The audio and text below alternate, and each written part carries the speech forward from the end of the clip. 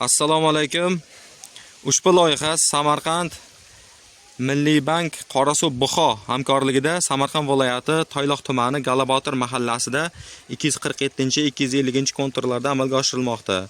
Ko'rib turganingiz 247-kontur bo'lib, bu yerda kartoshka mahsuloti ekilgan.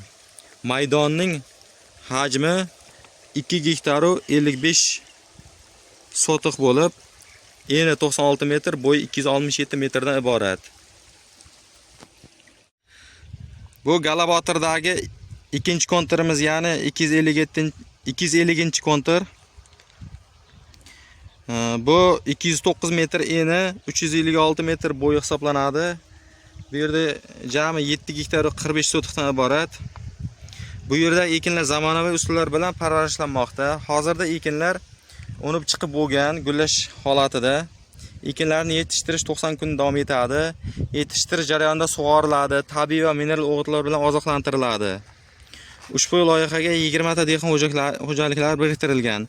Har bir dehqon xo'jalik uchun o'rtacha 50 sotiqdan yer maydon to'g'ri keladi.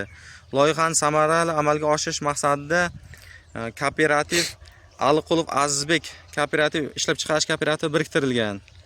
Ushbu loyiha bo'yicha har bir gektardan 35 tonna, jami 350 tonna hosil olish rejalashtirilgan. Mazkur ekin yig'ishtirib olingandan so'ng ikkinchi ekinga ham yuqori daromadli ekin turini ekish orqali yer egalarining daromadlarini yanada oshirib borish ko'zda tutilgan. Ikkita konturda 247-250 konturlarda 10 gektar joyga mana kartoshka mahsuloti ekilgan.